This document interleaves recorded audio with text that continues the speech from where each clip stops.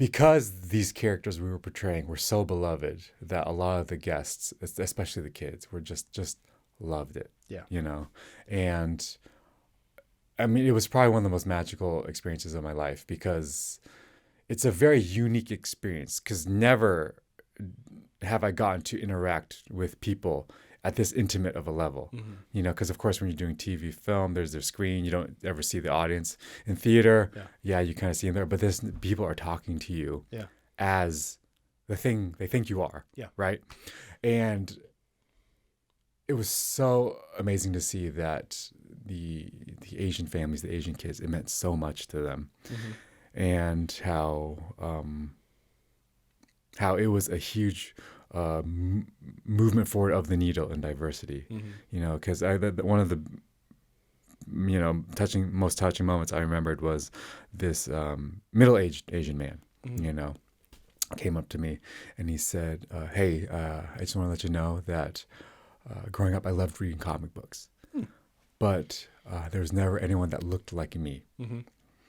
But then I got to read your stories, and it made me feel like I could be a hero too. Wow. So I want to thank you for being there for me." Wow.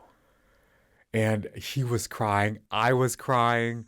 And I mean, that's what it's all about, right? Yeah. You know, and there was another little girl, about 6 years old. And she came up to me. She was very shy, Asian girl. Yeah. And then I said, "Oh, hey, are you a superhero? I bet you'd be a great superhero. Do you have any superpowers?" Yeah. And she was very shy, and her dad goes, "No. Sorry." Her dad's like, "Yeah, of course you have superpowers. Show him." So then she pulls back her sleeve, and she's missing her hand, you know, from like a birth defect. Yeah.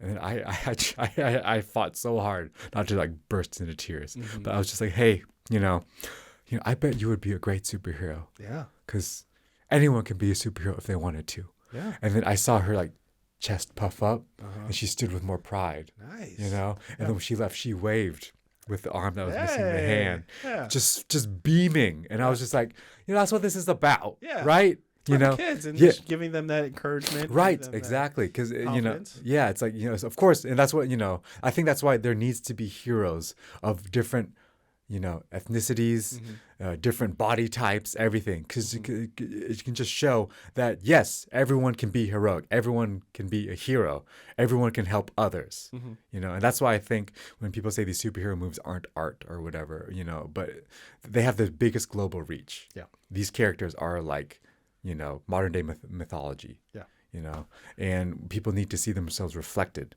in these ways because it gives them hope, it gives them strength. Yeah. Yeah. So if anyone, again, Dom's Instagram will be in the description below, but if they were to see your most recent post, I mean, you got to bring the character out of the traditional roles that they've seen them in. You got to do a karaoke piece, singing Don't Stop Believing by Journey with one of your fellow co-actors who plays, I believe it's the first, not just the first like mutant, but she's also...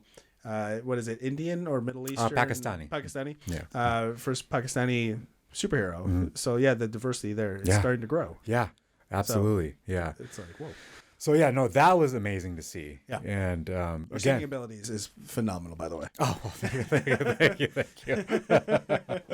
Yeah, you just gotta go for it in those moments, right? And it's just karaoke; it's about having fun. Yeah. Exactly. And it was funny talking to the guests as the characters, especially the ones who just loved seeing that, these were kind of minorities shining in this way. Exactly. And that meant a lot to a lot of people. And just how much fun we were having. Because a lot of people are like, I can't sing because I'm not good. Doesn't matter. Just go up there and have fun. Because me as a person, I hate singing in front of people. Yeah. I'm terrified. It's like the scariest thing to me, you know? Yeah. But it's all about just accepting. Then what made you go onto that stage? Because they told me to do it. Fair enough. No, it's like I wanted to do it because it was part of the role. Yeah. And it did help having like a sort of mask on. It's like I wasn't myself. True. I was this other person. Yeah.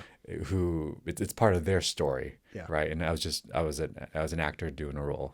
So and it didn't have to be good, which was great. There you go. Yeah. If people have seen the movie, then you'll know that the character Dom is portraying. Loves singing karaoke instead of actually working. So, because one of the lines is just like, "Oh, we need to go work." Yeah, we can. Or yeah. Welcome to the Hotel California. California. Yeah. We were being ridiculous. Yeah. So now, yeah, going back to that pressure cooker idea, when you would come back to your room at the end of the day, Yeah. what's the first thing you do? Other than take the wig off. What wig? It wasn't. It's all real. It's all real, guys. It wasn't. Yeah, not a wig. Sorry, Disney. Please don't cancel me. We got a laser red dot on my head right now.